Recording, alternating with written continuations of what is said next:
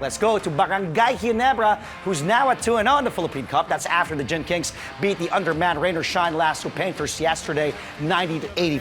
Ginebra managed to put up huge leads in both the first and the second half, but Shine did not go away without a fight here. The Gin Kings even had to stave off the Painters down the stretch after their 21-point fourth quarter lead was cut to as little as just 5 with 36 seconds left on the clock. Japeth Aguilar led the way for the Gin Kings with 23 points, also grabbing 7 rebounds. Shine did play without stars like Nambatac and Gabe Norwood, who are both nursing injuries. And now joining us to go all out on this story is the winningest coach in the PBA, Barangay Ginebra head coach, one and only Tim Cone. Loving his hat. I hope he gives it to me the next time we see each other. Hi, Coach Tim. Good morning. I don't have very many of them. I don't know why they don't mass produce them. They should mass produce these. You should, yeah. Save me one. There's not very many of them out there. I've only got 2 actually myself. That's all I got is 2. Really? I have hundreds, but I only have 2. So, you should have more, Coach Tim. Yeah, and then I don't know why. Again, I don't. They should mass produce. I'm sure they'd go like hotcakes. Exact, for sure. And I'll just sell to my friends. But Coach Tim, jokingly aside, it hasn't exactly been an easy first 2 games for you. You even said that in the presser. 2 very close fights here. Your assessment so far on how Ginebra is performing after 2 games into the season? Well, it's as you said, it's only 2 games into the season, so we're not panicking, and we just feel fortunate that we're able to pull out 2 of them and keep a 2-0 record. Obviously we're not where we feel we're not where we need to be. I think you saw the game last night. We would create big leads and then we'd give them up because we just couldn't sustain our play. We're just not in the shape that we want to be in.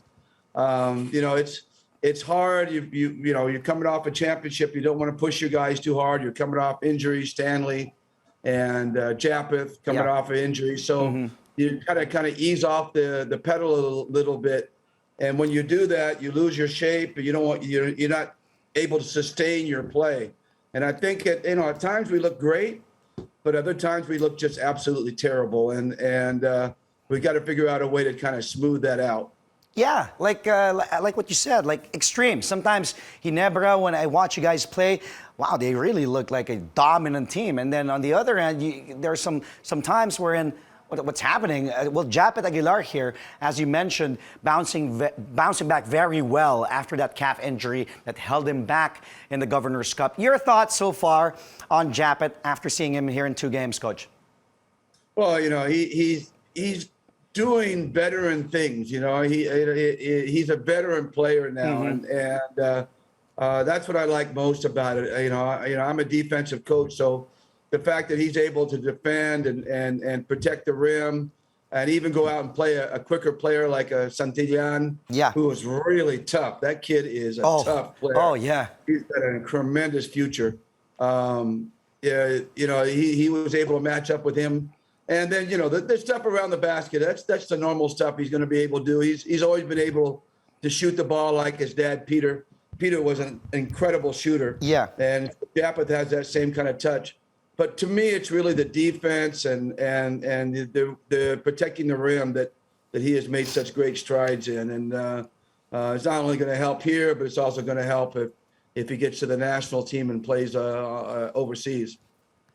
How about Stan? How about Stanley Pringle is also making his comeback after missing most of the Governor's Cup? How's he looking to you, Coach? Well, it's baby steps for Stan. Stan's injury was real serious, and it's been something that's been nagging him for a number of years now. So, and he was out for quite a while, and so his comeback trail is a lot farther than Japeth. So. It's really him about continuing to build strength and to get his quickness and agility back. I think he's playing a step slow right now. He knows that, and so it's a daily grind for him to continue to work and build strength. Spends a lot of time in the weight room. Spends a lot of time with the trainers, trying to get right. But. He is making strides. His first game was not as good as his second game. I expect his third game to be better than his second game, and so on and so forth. I think he's just going to keep moving forward, hopefully with no setbacks. But the good news is he's pain-free, and I think that's the key. Yeah. It's really about building strength. I agree. Because playing through pain, I mean, I know Stan can do that, but pain-free, that's really good news to Ginebra fans. And like what you said, it is baby steps. Let's stick to your backcourt here, Coach. Talk about the MVP, Scotty Thompson. Man, a transition here. He is the new most valuable player of the PBA, and rightfully so. And he is also your primary ball handler. I remember we talked about this before as well. How do you find his transition so far as now being that primary, that focal point? We've seen him do that since his NCAA days in Perpetual, and now it looks like to me, he's pretty much adjusting really well to this role. Yeah, he's really gotten comfortable with it, and I think that's the key, is being comfortable. When we first kind of threw it at him, he felt like he had to be like LA, or he felt like he had to be Stanley or something like that, and he was trying to probably do a little bit too much. He was maybe a little bit too much of a hurry. But now he's nice and relaxed. He's making good decisions, and his all-out play is just truly amazing. I mean, his total game is truly amazing. The fact that, his shot has really, really improved. He's a threat outside now. You can't go under screens on him anymore. Yeah. His ability to get to the rim has always been the same. His ability to get to the rim and find the open guy has always been really, elite level. And of course, I mean, his rebounding and is otherworldly. I don't know anybody who rebounds like him at his size and position. But and he's our primary defensive stopper. Yeah. So he does literally everything for us. Yeah. So he's really an amazing guy. He never loses energy too. He always plays hard. I was about to say, I don't feel like I have to rest him at all ever. He's still a young pup anyway. He can still go for still how many years? He just keeps on going. Look, both ends off on the floor. I also like his jumper looking really smooth and automatic from that perimeter now. Coach, your next game will be against the Magnolia Hotshots this Sunday. First Manila Classic of the season. Earlier, I just spoke with Rome De La Rosa, getting their first win yesterday against a really tough team in Northport. They'll be facing San Miguel on Friday, and then you guys on Sunday. And we know Magnolia's dealing with injuries to some of their main guys. Mark Baroka, Paul Lee is back, tightening up again. What will be your biggest concern against the Hotshots, Coach? Well, I think the key was they righted the ship, winning that game last night against a really, really tough Northport team. Northport has looked at times unbeatable. They're playing 5 out and they're spreading the floor and they're really tough to defend. But, Magnolia just has that ability to defend anybody. Obviously Paul Lee is a big part of it. Mark Baroka is also huge.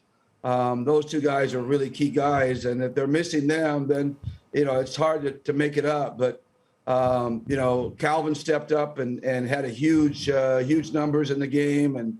And Gio is to me that, if not the best, one of the best defensive players in the league. He disrupts offenses all by himself. So, they have a lot of weapons still and they're really well coached. So, they're going to pose problems whether those two guys play or not. Well, one thing's for sure. It doesn't get any easier for Magnolia and also for you guys, but Magnolia will be facing San Miguel on Friday and then you guys on Sunday. Can't wait to watch that game. Coach, thank you. You owe me a hat. I'll look for one.